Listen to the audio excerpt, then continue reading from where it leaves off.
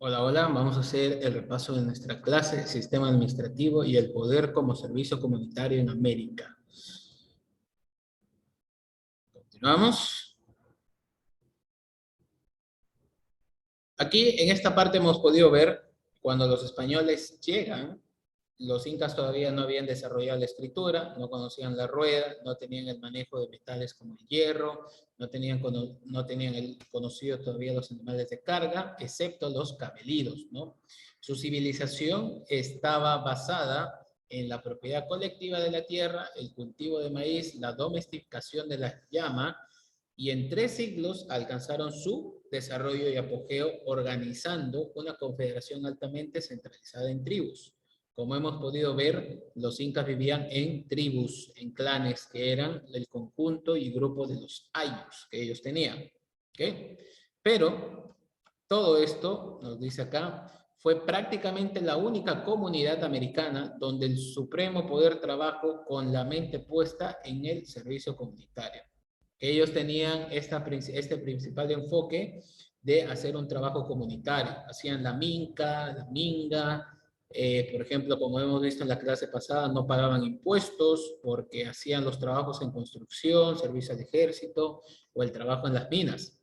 Construyeron una sociedad estratificada, fundamentalmente con población agrícola y con caciques locales, que eran los dirigentes de esa región que estaban establecidos, ¿no? En las clases sociales se elegían a partir de las comunidades nucleares alrededor de los ayllus. ¿Qué había? Aristocracia, los jefes militares, los sabios, los amautas, los artesanos, todos que estaban bajo el control inca. Debemos recordar que el inca tenía un sistema déspota, ¿no? Totalitario de gobierno. Los incas producían alimentación necesaria de la comunidad basada en vegetales, pues la carne prácticamente no era usada como alimento, ¿no? Y la planificación de la vida económica y social estaba sometida a una estricta reglamentación. ¿Por qué? Porque había un límite de recursos en los cuales no todo podía, o sea, había una limitación en alimento y en todo lo que ellos hacían, ¿no? En la vida que ellos tenían.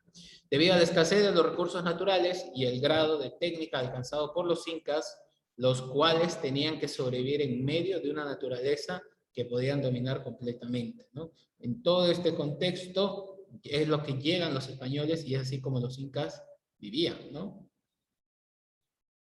Seguimos, a pesar de todo, la sociedad logró crear un ingenioso sistema de regulación agrícola. Incluso este sistema de regulación agrícola estaba de ese superior en varios aspectos al del romano, ¿no? La sociedad romana estaba tan bien establecida. También construyeron un increíble conjunto de carreteras dignas de comparar a las presentes y que aún se emplean parcialmente, se emplean parcialmente. Esta civilización tiene cierto parecido formal con el modo de producción asiático descrito por Carlos Marx, donde sostenía la posibilidad de desarrollos históricos originales en los países fuera de la órbita europea y capaces de una evolución desde una comunidad primitiva hacia el feudalismo, ¿no? Entonces, el feudalismo es esta época donde todos siembran, la economía va a girar en torno a la agricultura, ¿no? Especialmente a la agricultura, y salir un poquito de este límite que ellos tenían en simplemente subsistir a base de la economía. ¿Qué planteaba Marx? Que la transformación de dichas comunidades organizativas en estructuras próximas a un socialismo y por otra parte los eurocentristas suponían que la historia de la humanidad debía reproducirse naturalmente por todas las fases por las que había atravesado la evolución europea, que era el continente ejemplar, ¿no? El continente ejemplar. Entonces ahí es donde va a venir la colonización y se cambia, y se hace un cambio de las estructuras en todos los niveles de la sociedad americana. Pero tenemos que aclarar que el ejemplo de la palabra socialismo en el imperio inca poco tiene que ver con su uso clásico. Enfrente se tenía un notable ejemplo de propiedad colectiva de la tierra y de subordinación ciega al inca y su burocrático despotismo, ¿no? Entonces ahí lo que decían Marx y otros también afirman que ellos eran socialistas, no que eran comunistas. Los indígenas por el hecho de la propiedad colectiva, porque compartían, por ejemplo, también los bienes entre todos, porque no había propiedad privada, Pero estamos viendo que no se puede hacer ese uso de esa palabra en este contexto, ¿no? ¿Ok?